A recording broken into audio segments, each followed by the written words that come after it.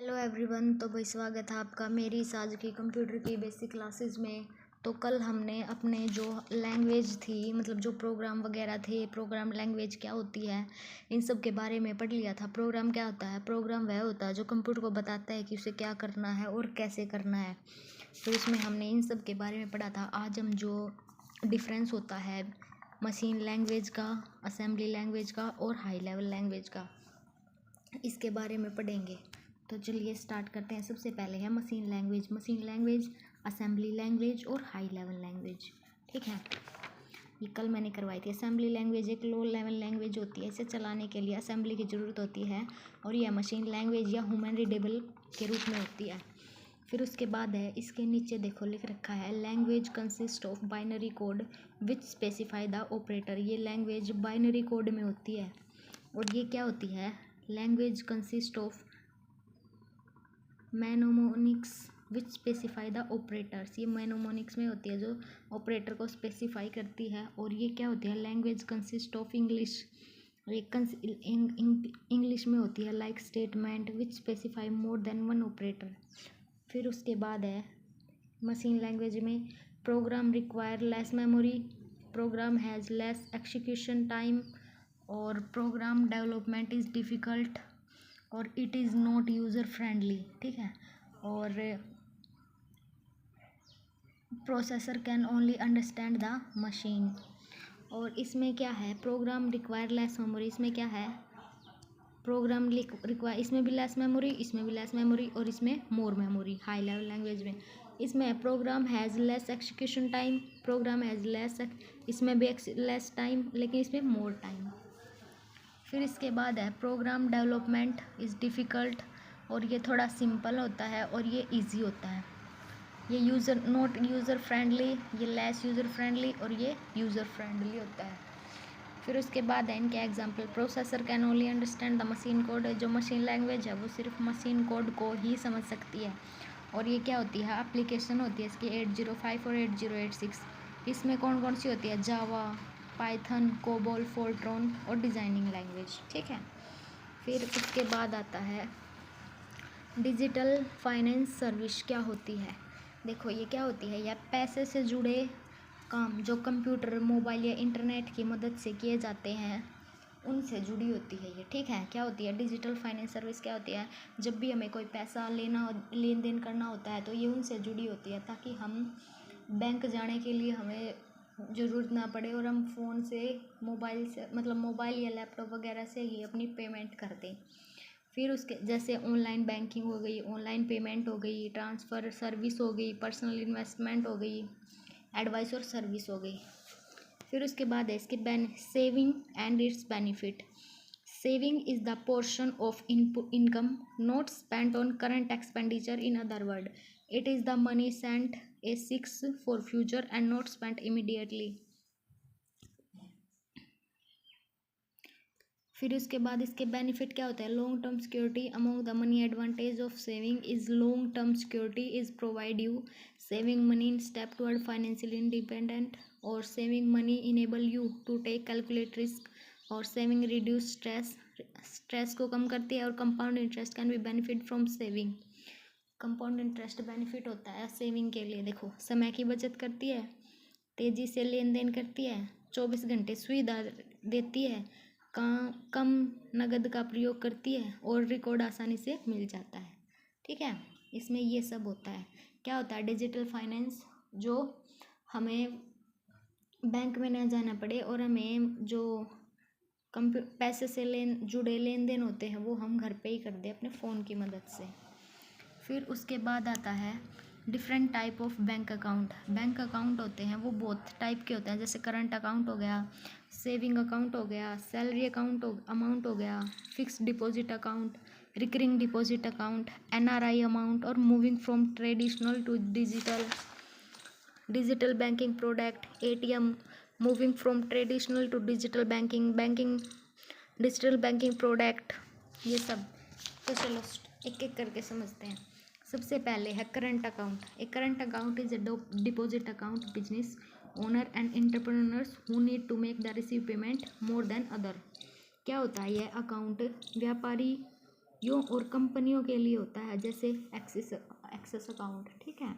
किसके लिए होता है ये? व्यापारी और कंपनियों के लिए करंट अकाउंट होता है। सेविंग अकाउंट क्या होता है? A deposit account held at a bank और financial institution allowing customer to sell money while earning interest. ये क्या होता है?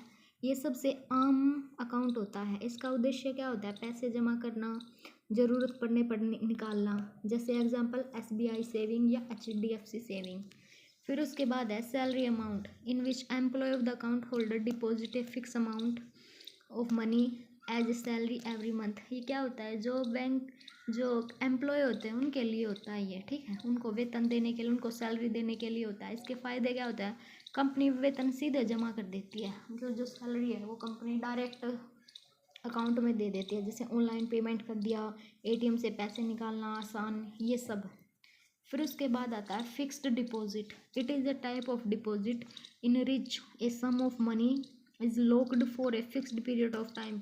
कि एक फिक्स्ड टाइम पीरियड होता है ना, उनके लिए ये लॉक हो जाते हैं, जैसे SBI FD निश्चित समय के लिए पैसा जमा कर देते हैं। जैसे आपने बोल दिया कि भाई हमारा 2 साल तक FDI मतलब FD कर दो, बोलते हैं ना कि 2 साल तक कर दो, 4 की कर दो, 5 की कर दो, तो वो एक फिक्स अमाउंट हो जाती है। उस टाइम पे आपकी वो जो पेमेंट होती है वो लॉक हो जाती है। ये नहीं होता कि आप कल आज आपने करवा दी, कल आप निकलवा लोगे, नहीं।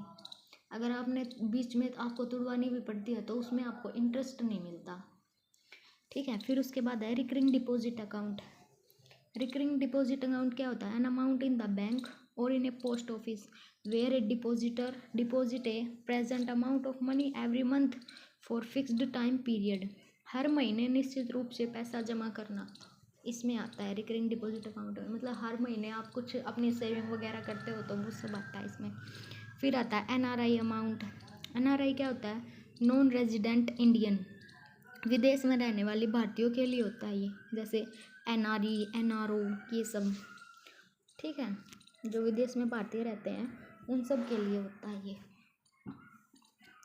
फिर उसके बाद आता है moving from traditional to digital. जैसे पहले बैंकिंग, कागज़ जमा करना, लेकर जाना, लेन देन, लंबी लाइनों में खड़े रहना, ये सब आता है इसमें। फिर उसके बाद आता है digital banking product. Digital banking product क्या होते हैं? ऑनलाइन और मोबाइल के ज़रिए उपलब्ध होते हैं, ठीक है। किसके ज़रिए? ऑनलाइन और मोबाइल के ज़रिए। ATM आता है। ATM आप सभी को पता है क्या होता है? ऑटोमेटेड टेलर मशीन होती है, इसके ज़रिए हम कभी भी पैसा निकाल सकते हैं। मशीन है एक, बैंक के पास नहीं जाना पड़ता, पैसे निकाल सकते हैं। फिर होता है moving from traditional to digital banking. वही है, it is strategy response to involving customer expectation and technology advancement.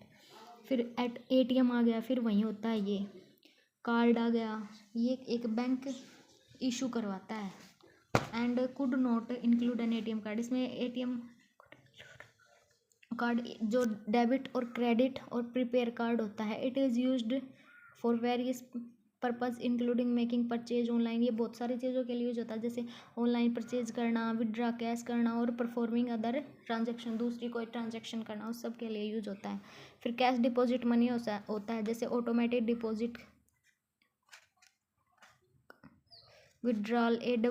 ADWM is an ATM like machine that allow you to deposit cash directly into your account using the ATM debit card. आप अपने account में directly पैसा कर सकते हो, इन सब में include होता है ये।